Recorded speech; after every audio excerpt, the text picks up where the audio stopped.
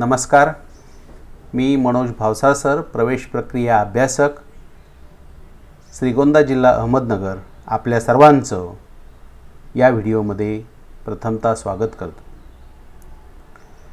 विद्यार्थी बंधू भगिनींनो, Maharashtra CET sale Mumbai यांच्यामार्फत MST CET 2021 नोंदणीसाठी सूचना जाहीर करण्यात आलेली आहे आणि ऑनलाईन फॉर्म भरण्याची सुरुवात आजपासून झालेली आहे. अंतिम तारीख ही 7 जुलै 2021 अशी आहे. लेट फीसह आपण अर्ज 15 जुलैपर्यंत सबमिट करू शकता. आपल्याला माहिती असेल, ही प्रवेश परीक्षा अभियांत्रिकी, औषध निर्माणशास्त्र आणि कृषी शिक्षण या व्यावसायिक अभ्यासक्रमाच्या प्रवेशासाठी घेतली जाते. म्हणजेच engineering technology, bachelor in pharmacy आणि BSc ॲग्री या ॲग्रिकल्चर गटातील प्रवेशासाठी, त्याचबरोबर इंजिनिअरिंग फार्मसीच्या प्रवेशासाठी MST CET ही प्रवेश प्रक्रिया महाराष्ट्र CET सेल यांच्यामार्फत दरवर्षी आयोजित करण्यात येते. या परीक्षेसाठी 2 शिफ्टमध्ये PCB आणि PCM या वेगवेगळ्या ग्रुपच्या परीक्षा शिफ्ट आयोजित केलेल्या आहेत. ही परीक्षा कॉम्प्युटर बेस्ड टेस्ट आहे. म्हणजेच CBT पद्धतीनं, ऑनलाईन पद्धतीनं ही परीक्षा दरवर्षीप्रमाणे आयोजित करण्यात आलेली आहे. यासाठी जी वेबसाईट दिलेली आहे ती अगोदर नोट करून घ्या. MSTCET21.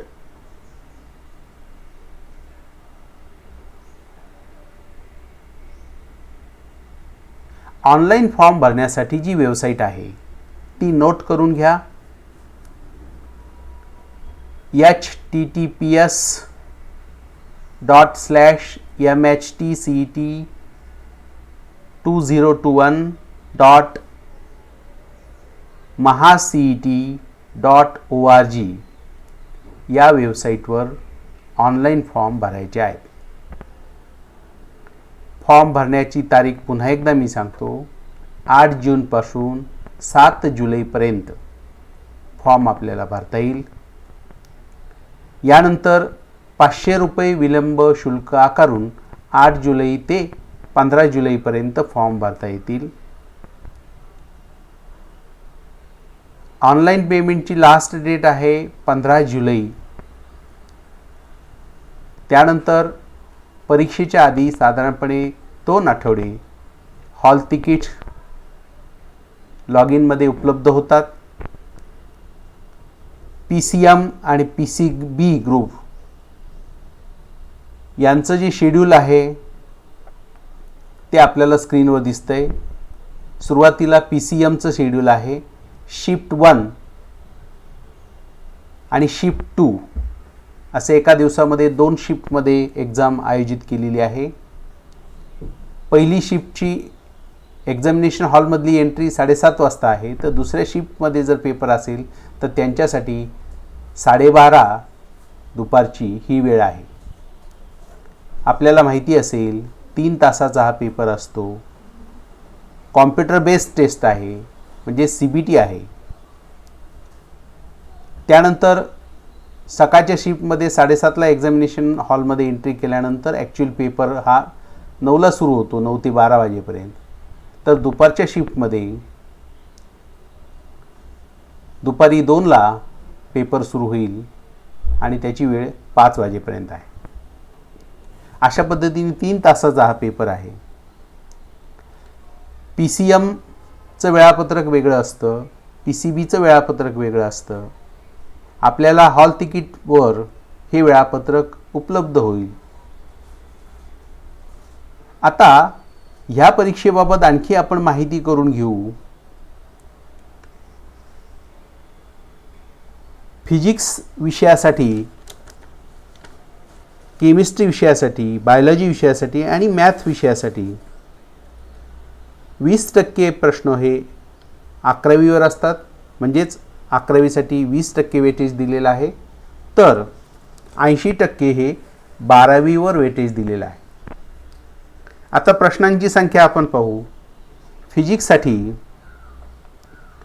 11वीवर 10 प्रश्न असतात आणि 12वीवर 40 प्रश्न असतात. असे दोन्ही मिळून एकत्रित 50 प्रश्नाचे असतात.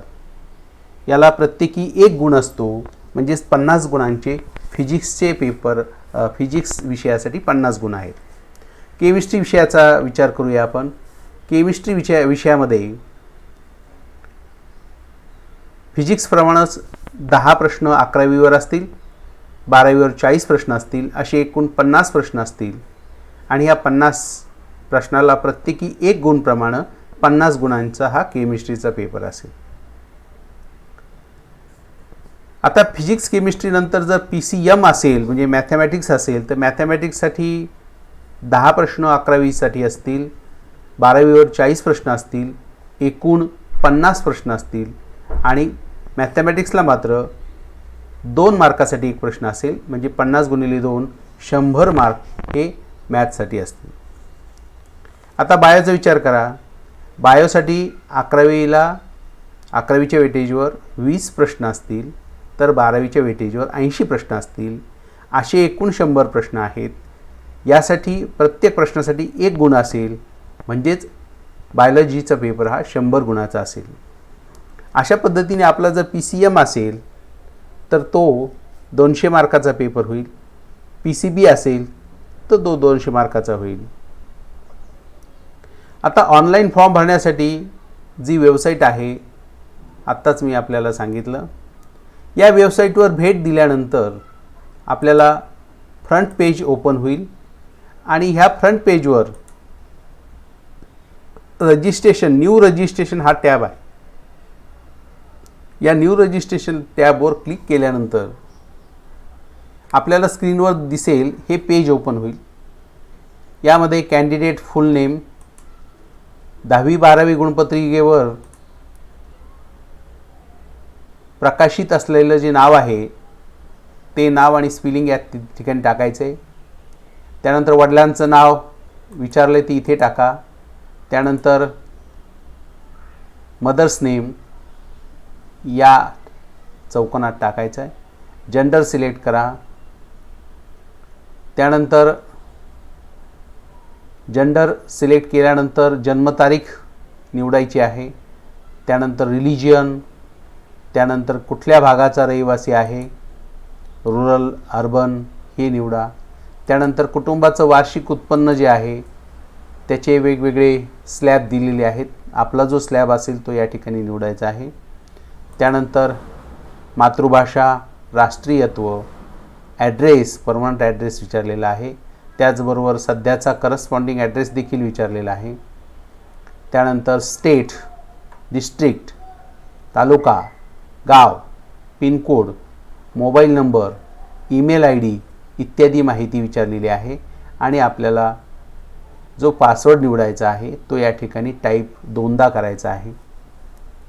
पासवर्ड जो तुम्ही निवडाल तो नोट करून ठेवा, म्हणजे याच्यानंतर रजिस्ट्रेशन पूर्ण झाल्यानंतर एक ॲप्लिकेशन नंबर जनरेट होतो आणि जेव्हा तुम्ही पुन्हा लॉग इन करणार आहात तेव्हा तुम्हाला या पासवर्डची गरज पडणार आहे. त्यामुळं पासवर्ड हा कोणास बरोबरही शेअर करू नका आणि तो व्यवस्थित नोट करून ठेवा. ॲडमिशन होईपर्यंत या पासवर्डची तुम्हाला गरज पडणार आहे. आता हे रजिस्ट्रेशनचं पेज झालेलं आहे. रजिस्ट्रेशन पूर्ण झाल्यानंतर जेव्हा आपण रजिस्टर्ड कॅन्डिडेट लॉग इन, डाव्या बाजूला आपल्याला टॅब दिसत असेल स्क्रीनवर, रजिस्टर्ड कॅन्डिडेट लॉग इनवर क्लिक करायचं आहे आणि आपल्याला एक्झाम डिस्ट्रिक्ट, 10वीचे डिटेल्स, 12वीचे डिटेल्स असा पूर्ण फॉर्म भरायचा आहे. जी माहिती विचारलेली आहे ती अचूकपणे भरायची आहे. त्यानंतर पेमेंट ऑनलाईन करायचं आहे.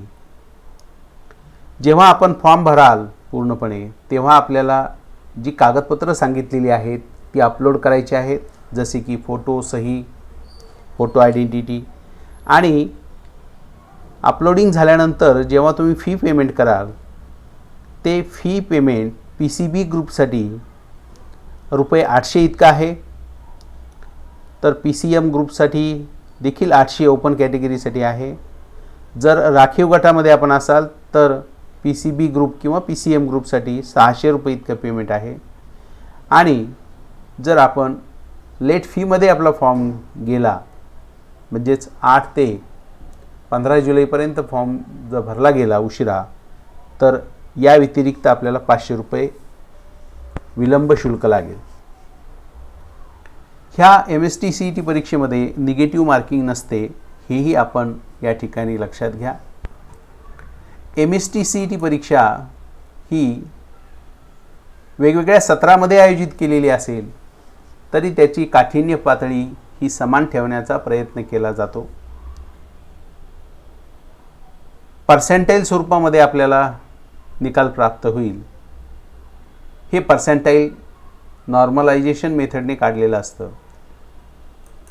आपल्याला या MST CETचा फॉर्म कसा भरायचा, वेबसाईट कोणती आहे, कुठल्या विषयासाठी कसं वेटेज आहे,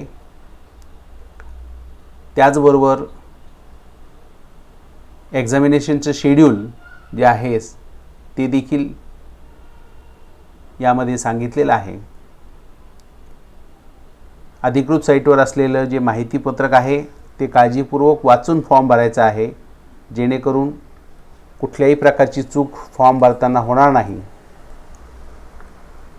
त्याचबरोबर फी पेमेंट करण्यापूर्वी आपला फॉर्म 2 ते 3 वेळा तपासून पहा, कारण फी पेमेंट झाल्यामध्ये भरलेल्या माहितीमध्ये कोणताही बदल करता येत नाही.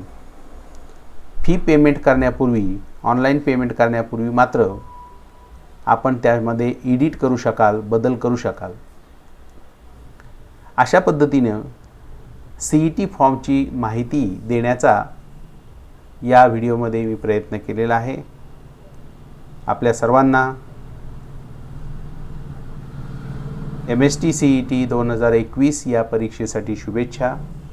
आपल्या काही शंका असेल तर कॉमेंट बॉक्समध्ये लिहून कळवा, आपल्याला निश्चित उत्तर दिले जाईल. चॅनलवर आपण नवीन असाल तर चॅनल सबस्क्राईब करा. धन्यवाद.